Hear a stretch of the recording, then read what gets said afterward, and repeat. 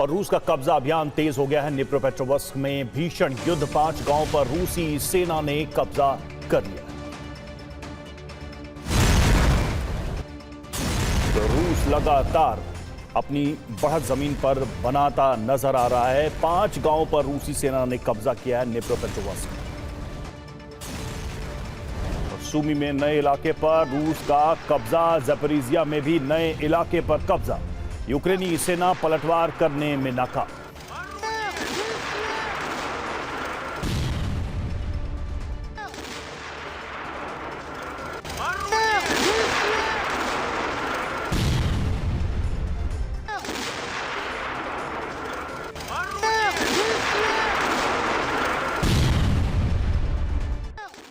नए साल में रूस ने टारगेट फिक्स कर लिए हैं। आने वाले वक्त में युद्ध के कई मोर्चे खुल सकते हैं, क्योंकि रूस का विस्तार करने के लिए सैनिक यूक्रेन से आगे बढ़ेंगे। पूर्वी उत्तरी यूरोप में नाटो ने अलर्ट जारी कर दिया है। रूस को रोकने के लिए डिफेंस वॉल बनाई जा रही है। ऐसे में माना जा रहा है कि रूस बौखलाकर साल के शुरू होते ही हमले कर सकता है, जबकि नाटो भी जवाब देने को तैयार है। अब शांति नहीं, सुनामी आएगी।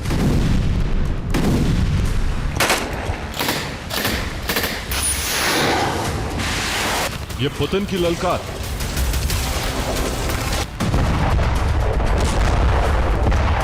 जिससे यूरोपीय देशों में हाहाकार। टारगेट फिक्स हो चुके हैं। नए साल में युद्ध की रणनीति बना ली गई।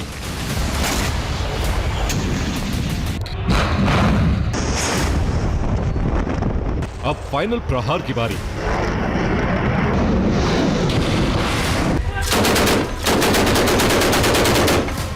तीन सागर में इस वक्त रूस तैनाती बढ़ा रहा है। काला सागर, बाल्टिक सागर और आर्कटिक में, यानी इन तीनों समंदर से रूस 3 खास देशों को टारगेट करने जा रहा है, जहां रूस ने घेराबंदी आरंभ कर दी।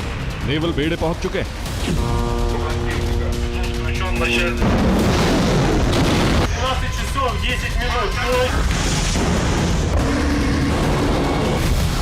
तबाही का विस्तार आर्कटिक से लेकर बाल्टिक तक होना तय माना जा रहा है, जबकि काला सागर में बारूदी बवंडर उठता ही रहा।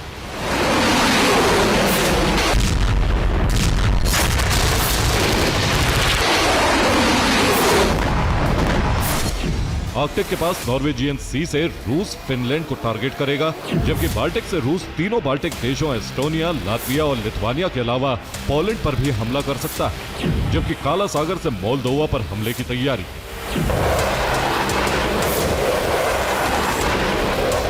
यानी यूरोप में तबाही आनी तय मानी जा रही। इसका अंदेशा यूरोपीय देशों को भी हो गया है, क्योंकि लंदन से लेकर बर्लिन और फिर ब्रसेल्स में वार्ता का मुख्य मुद्दा ट्रंप का शांति प्रस्ताव नहीं था, बल्कि यूरोपीय देश इस पर मंथन कर रहे थे कि पुतिन पर अंकुश कैसे लगाया जाए, क्योंकि पुतिन 2026 में रुकने वाले नहीं।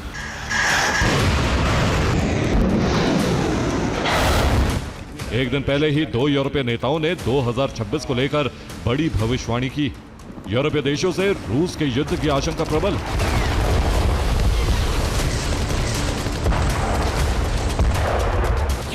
हंगरी के पीएम विक्टर ऑरबान ने कहा है 2025 शांति का आखिरी साल हो सकता है, जबकि इटली की पीएम जॉर्जिया मेलोनी ने भी खतरा जताया। उन्होंने कहा साल 2026 ज्यादा मुश्किल हो सकता है।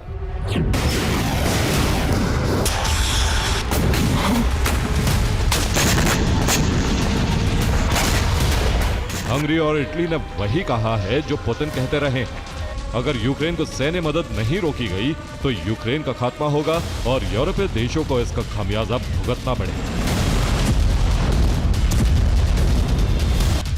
ऑरबान जो पुतिन समर्थक माने जाते हैं, उनकी ये चेतावनी यूरोपीय देशों के लिए अलर्ट है, क्योंकि हंगरी की रूसी प्रशासन में गहरी पैठ है। और ऑरबान अगर ये दावा कर रहे हैं तो उनको रूस का ब्लूप्रिंट भी मालूम है। हंगरी से अलर्ट जारी होने का सीधा अर्थ है यूरोप में विनाश अब बहुत नजदीक आ चुका है, क्योंकि 2026 बस आने ही वाला है जब पुतिन का आक्रोश चरम पर हो।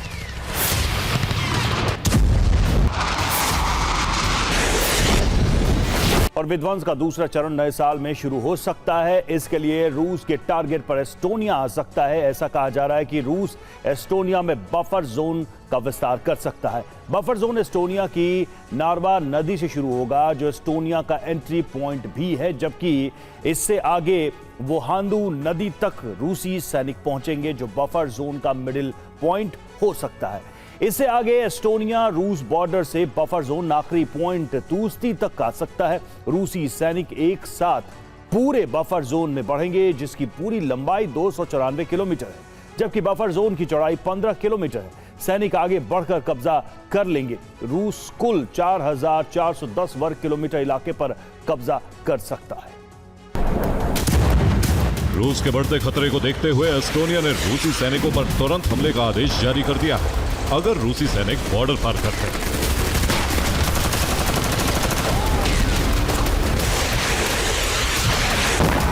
एस्टोनिया के अलावा दूसरे बाल्टिक देशों में भी रूस को लेकर खौफ बढ़ता जा रहा है, क्योंकि रूस घेराबंदी करने में जुट गया। इस बारे में यूक्रेन के इंटेलिजेंस चीफ किरोलो बुदानोव ने आगाह किया।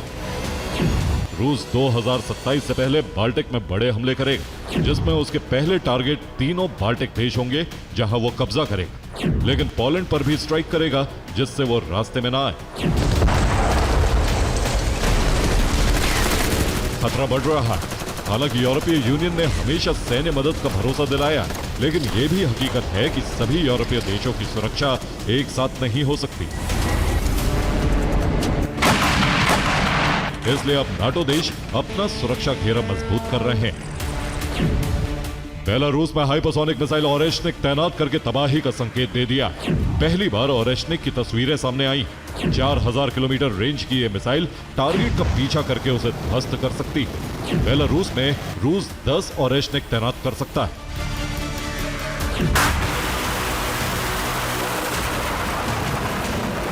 इसके अलावा कैलिनिनग्राद में भी उसने परमाणु हथियार वॉर रेडी कर दिए, यानी रूस का फोकस अब बाल्टिक देशों पर हो गया। यही वजह है उत्तरी और पूर्वी यूरोपीय देश सतर्क हो रहे हैं।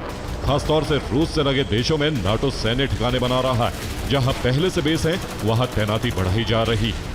एंटी ड्रोन सिस्टम के अलावा डिफेंस सिस्टम, बॉम्बर्स और फाइटर जेट लगाए जा रहे हैं।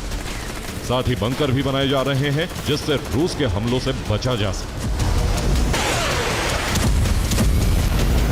रूस से लगने वाले बॉर्डर पर नाटो तैनाती बढ़ा रहा है, बंकर बनाए जा रहे हैं। रूस नॉर्वे बॉर्डर करीब 195 किलोमीटर लंबा है, जहां बड़ी तैनाती की गई। रूस फिनलैंड बॉर्डर पर सबसे ज्यादा हथियार लगाए गए हैं। ये बॉर्डर 1340 किलोमीटर लंबा है। इसके अलावा बाल्टिक देश एस्टोनिया से रूस का बॉर्डर 338 किलोमीटर लंबा है, जहां तनाव बना हुआ है। रूस लाटविया बॉर्डर जो 283 किलोमीटर लंबा है, वहां भी नाटो ने डिफेंस सिस्टम और सैनिकों की तैनाती की है। बाल्टिक के अलावा बाल्कन देशों की तरफ भी रूस की निगाहें हैं। हालांकि अभी फोकस मोल्दोवा पर है, जहां ट्रांसनिस्ट्रिया की तरह ही पूरे मोल्दोवा पर रूस का दबदबा हो जाए। इस बीच ट्रांसनिस्ट्रिया के विदेश मंत्री विटेली इग्नेटिव ने चेतावनी दी। यूरोपियन यूनियन रूस पर हमलों के लिए मोल्दोवा को जंग के लिए तैयार कर रहा है। मोल्दोवा की शांति भंग करने का प्रयास किया जा रहा है। मोल्दोवा एक ऑटोनॉमस कंट्री है, लेकिन मोल्दोवा की राष्ट्रपति माइया सांदू का झुकाव यूरोपीय यूनियन की तरफ है। इसलिए वो पिछले कुछ वक्त से मोल्दोवा में रूस के खिलाफ गतिविधि बढ़ा रहे हैं। माइया सांदू राष्ट्रपति से पहले मोल्दोवा की प्रधानमंत्री थी। उनके कार्यकाल में नाटो बेस भी बना, जबकि रूस ने ट्रांसनिस्ट्रिया में सैनिकों की तैनाती बढ़ाकर ईयू को सीधा काउंटर किया। यानी आने वाले साल में यूरोप में कई मोर्चों पर रूस नाटो में टकराव बढ़ेगा, जिसमें बाल्टिक और काला सागर सबसे अहम होने वाले। Bureau report, TV9 Bharatvarsh.